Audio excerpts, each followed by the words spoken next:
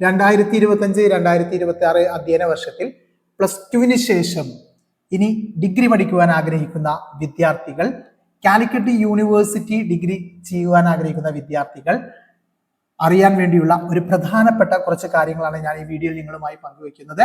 മിക്കവാറും ഈ മാസം, അതായത് മെയ് 28-ന് കാലിക്കറ്റ് യൂണിവേഴ്സിറ്റിയുടെ ഡിഗ്രി അഡ്മിഷന് വേണ്ടിയുള്ള UG ക്യാപ് രജിസ്ട്രേഷൻ ആരംഭിക്കും.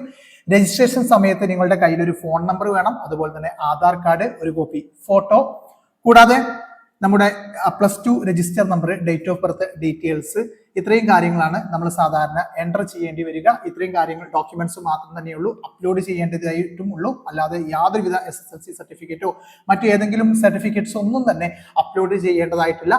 പിന്നെ അതിനകത്ത് ഇൻകം കാണിക്കേണ്ടി വരും. ഇൻകം നമ്മൾ ഏകദേശം ഒരു ഇൻകം കാണിച്ചാൽ മതി, അല്ലെങ്കിൽ ഇൻകം സർട്ടിഫിക്കറ്റ് ഉള്ളവരാണെങ്കിൽ ആ ഇൻകം സർട്ടിഫിക്കറ്റിലുള്ള കറക്റ്റ് ഇൻകം അതിനകത്ത് മെൻഷൻ ചെയ്യുക. അല്ലാത്തവർ ഏകദേശം നമ്മുടെ ഒരു ഇൻകം ലെവലിനനുസരിച്ചിട്ടുള്ള ഇൻകം അതിനകത്ത് മെൻഷൻ ചെയ്യുക.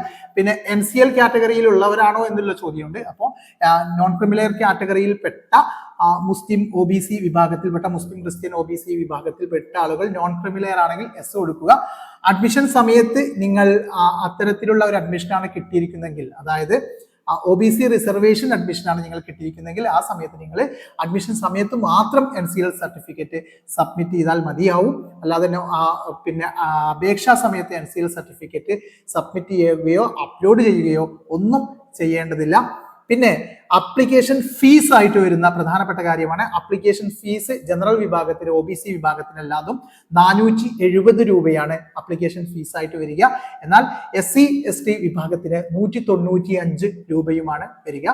പ്രധാനമായിട്ടും അലോട്ട്മെന്റ് പ്രോസസ് എന്ന് പറയുന്നത് 2 മുഖ്യ അലോട്ട്മെന്റുകളാണ് ഉണ്ടായിരിക്കുക. ഫസ്റ്റ് അലോട്ട്മെന്റ് കഴിഞ്ഞാൽ നമുക്ക് കിട്ടിയ, നമ്മൾ ലിസ്റ്റ് അനുസരിച്ചിട്ട് പ്രയോറിറ്റി ലിസ്റ്റിലായിരിക്കും കോളേജും കോഴ്സും നമ്മൾ കൊടുത്തിട്ടുണ്ടാവും.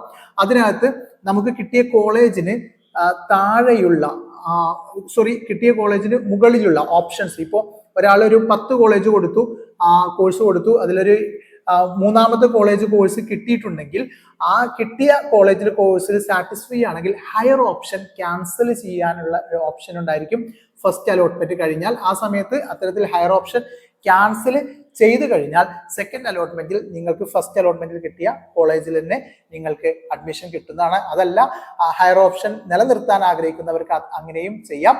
അലോട്ട്മെന്റ് ലഭിച്ച ഉടൻ മാൻഡറ്ററി ഫീ അടയ്ക്കേണ്ടതുണ്ട്. മാൻഡറ്ററി ഫീ ഓൺലൈൻ ആയിട്ടാണ് യൂണിവേഴ്സിറ്റിയിലേക്ക് സബ്മിറ്റ് ചെയ്യേണ്ടത്. ഇത് 540 രൂപയാണ് ജനറൽ വിഭാഗത്തിന് വരുന്നത്. SC ST വിഭാഗത്തിന് ഇത് 135 രൂപയുമായിരിക്കും.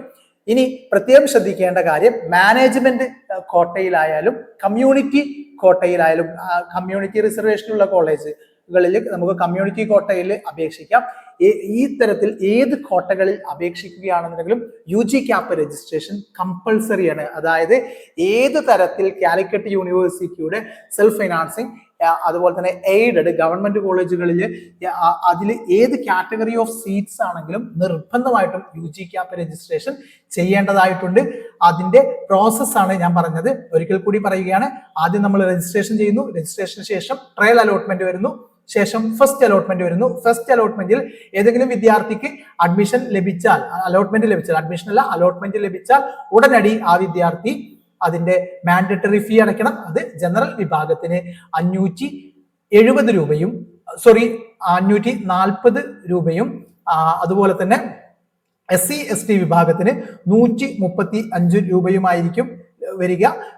അതുപോലെ തന്നെ ഫസ്റ്റ് അലോട്ട്മെന്റ് കിട്ടുന്ന സമയത്ത് നമ്മൾ ഒരിക്കലും കോളേജിൽ പോയി അഡ്മിഷൻ എടുക്കേണ്ടതില്ല. മറിച്ച് ആ സമയത്ത് നമുക്ക് ഹയർ ഓപ്ഷൻ ക്യാൻസൽ ചെയ്യുകയോ നിലനിർത്തുകയോ ചെയ്യുവാനുള്ള അവസരമാണ്.